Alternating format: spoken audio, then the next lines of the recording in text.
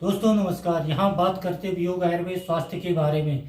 किस प्रकार से अपने आहार विहार को ठीक रखकर, संतुलित रखकर रोग मुक्त रहा जाए, सुखमय जीवन जिया जाए। मैं डॉक्टर मनमोहन लखेड़ा आज बात करूंगा वेंटिलेटर के बारे में।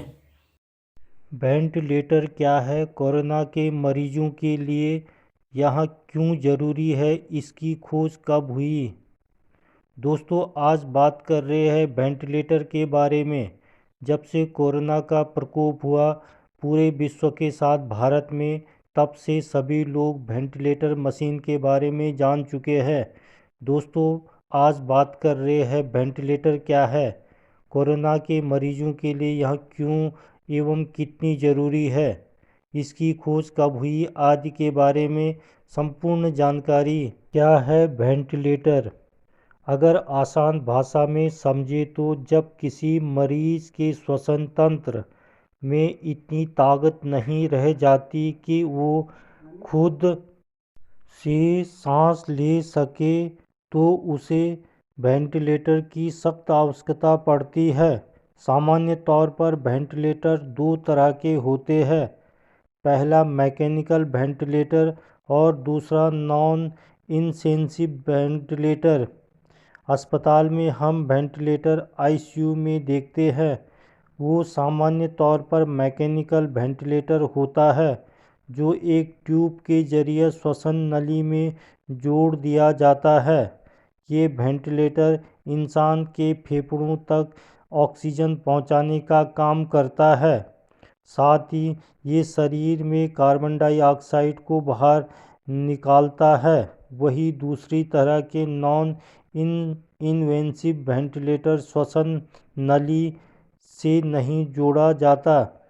इसमें मुंह और नाक को कवर करके ऑक्सीजन फेफड़ों तक पहुंचता है। क्यों पड़ती है कोरोना मरीज को वेंटिलेटर की ज़रूरत? दोस्तों कोरोना वायरस ड्रॉपलेट के जरिए इंसानी शरीर में पहुंचता है। शुरुआती चरण में इसका असर गले में दर्द और खराश के तौर पर होता है। तेज़ बुखार के साथ निमोनिया के लक्षण उभरना शुरू होते हैं। फिर से फेफड़ों को निष्क्रिय करना शुरू करता है। जिस इंसान की रोग प्रतिरोधक क्षमता अच्छी होती है उसे वेंटिलेटर की ज़रूरत नहीं पड़ती, लेकिन उम्रदराज या पहले से गंभीर रोग से पीड़ित लोगों में इसकी सख्त आवश्यकता पड़ती है।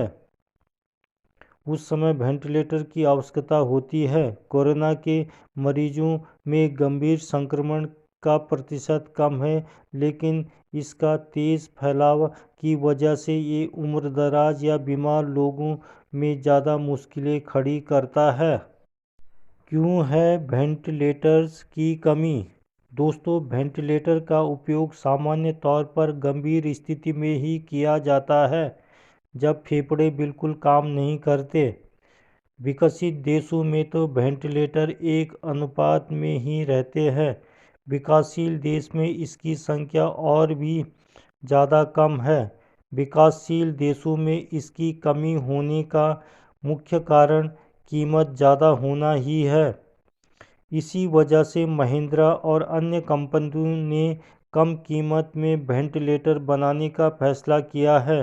दरअसल वेंटिलेटर में लगने वाले सामान कार कंपनियों के पास पहले से ही मौजूद है। ऐसे में इन कंपनियों ने उन कंपनियों से समझौता किया है जो वेंटिलेटर बनाती है। भारत के पास कम है वेंटिलेटर। दोस्तों अगर प्राइवेट हॉस्पिटलों का जिक्र छोड़ दें तो भारत के सरकारी अस्पतालों में अक्सर वेंटिलेटर की कमी देखने में आती है। कोरोना वायरस के फैलने के लिहाज से अभी भारत दूसरी स्टेज में है। अगर देश तीसरी स्टेज यानी मास स्प्रेड की स्थिति में पहुंचता है तो बहुत अधिक संख्या में वेंटिलेटर्स की सख्त आवश्यकता पड़ेगी। हालांकि माना जा रहा है कि ऐसी स्थिति में प्राइवेट अस्पतालों की भी पूरी मदद ली जाएगी, लेकिन उसके बावजूद भी संख्या कम पड़ सकती है।